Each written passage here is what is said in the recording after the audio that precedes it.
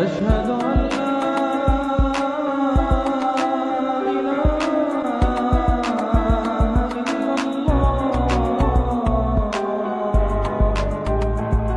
أشهد أن There are some videos of Russian nightlife circling around within conservative spaces on the internet.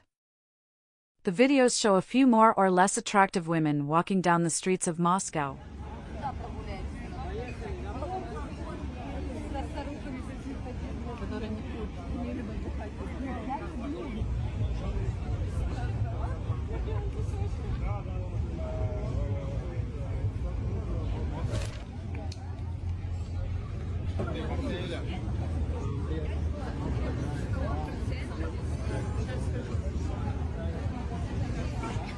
The pro-Russian boomer posting the video usually uses a caption like, "Do you notice anything?"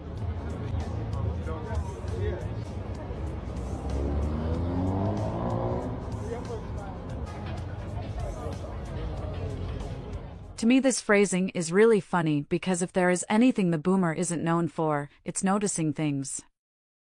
Anyhow, what's the message behind the videos?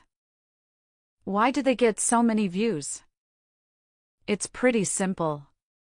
The conservative boomer is rejecting trans ideology. He heard that Russians also oppose trans people, which is why he sees Russia as his best ally. Kelly here. I noticed that I may have to go visit Moscow when this thing's over.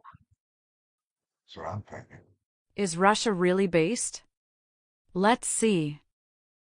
First, a few random facts. Russia has the highest divorce rate from any European country. 2/3 of marriages end in divorce. Many boomers are sympathetic to Russia because they see it as Christian conservative and traditional society when in fact they are less Christian than large parts of America. Russia has the highest abortion rate in all of Europe. This again shows that the boomer copers are completely wrong about Russia. In the boomers' worldview, Russians are the opposite of the modern liberals, but they are not. Instead, they just have a slightly different way of a degenerated society within the same framework. Burned, and looted their way through Estonian towns. As Muslims are a large part of the multi-ethnic Russian population.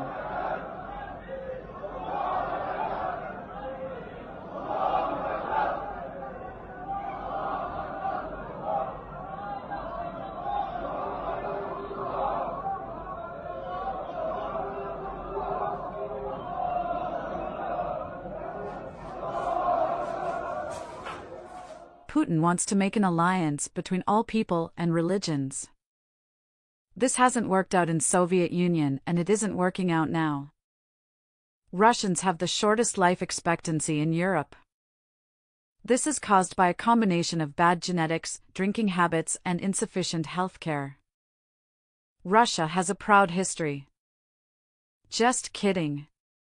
Russia based their identity on fighting for communism against the evil National Socialists. Never in history has a conflict been more fundamental. Germany was nationalistic while the Soviet Union was internationalistic. Germany was racially homogeneous while Russia and the Soviet Union are multi-ethnical societies. Germany banned transgender surgery, Karl Marx and Sigmund Freud, while the UdSSR promoted the Marxist thinkers. Today's Russians are very proud of their great victory, and strict hate speech laws prevent anyone from spreading anti-Russian propaganda. Hate speech gets punished much harder than in the West. Criticizing Russia, for example, for the millions of children and women that have been raped after the war was over is called being Rusphobic. Calling someone phobic is a very common tactic used by people that might feel inferior or see themselves as degenerated. You will never hear a Swedish person call someone a Swedphobic or a Scandophobic. It is simply not necessary if you are on top of hierarchy. However, just like trannies, Russians developed their own pattern of speech in which they are not allowed to be criticized. It's very common for Russians to call their enemies racists, Nazis, or colonizers.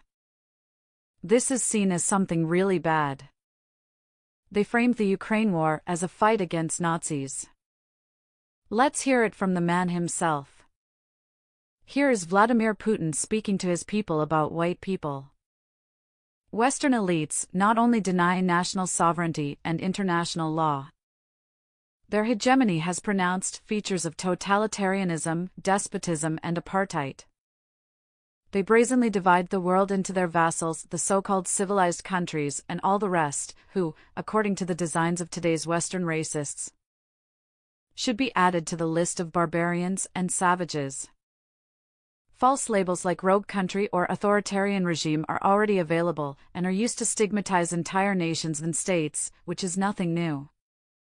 There is nothing new in this. Deep down, the Western elites have remained the same colonizers. They discriminate and divide peoples into the top tier and the rest.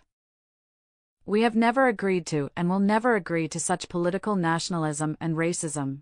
We have never agreed to and will never agree to such political nationalism and racism. What else, if not racism, is the Russophobia being spread around the world? What, if not racism, is the West's dogmatic conviction that its civilization and neoliberal culture is an indisputable model for the entire world to follow? You're either with us or against us. It even sounds strange. Western elites are even shifting repentance for their own historical crimes on everyone else, demanding that the citizens of their countries and other peoples confess to things they have nothing to do with at all, for example, the period of colonial conquests. It is worth reminding the West that it began its colonial policy back in the Middle Ages, followed by the worldwide slave trade, the genocide of Indian tribes in America, the plunder of India and Africa, the wars of England and France against China, as a result of which it was forced to open its ports to the opium trade. What they did was get entire nations hooked on drugs and purposefully exterminated entire ethnic groups for the sake of grabbing land and resources, hunting people like animals. This is contrary to human nature, truth, freedom, and justice. This incredible level of midwifery is typical for a low IQ boomer like Putin.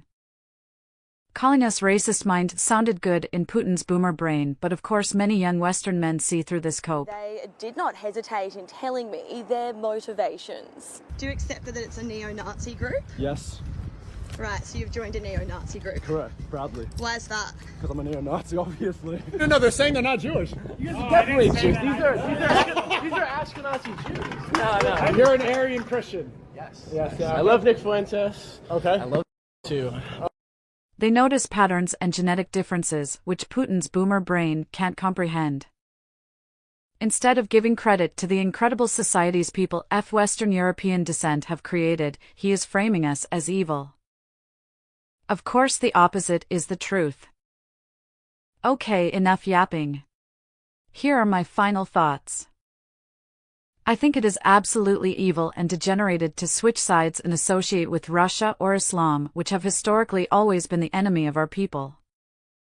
Even if Western women are leftist, they are still genetically close to us. Instead of cucking out and glorifying the enemy like a boomer, we have to take back our institutions and stop the Marxists from spreading their anti-white agenda. Should you move to Russia? This answer might be surprising, but in my opinion, yes. There are countless influencers that try to get European boomers to come to Russia. They advertise Russia as a based paradise and with no crime and a flourishing economy. I'll never step foot back in America or the West again. I'm much happier in Russia. Do you really think a country with high levels of wealth and low crime rate like Switzerland would advertise themselves to low IQ boomers? If your country was safe and prosperous, you would want all foreigners to stay the hell out. If someone is dumb enough to fall for this, I think he should go there. It won't be doctors and engineers leaving us. Those people move to countries that make it hard for people to migrate.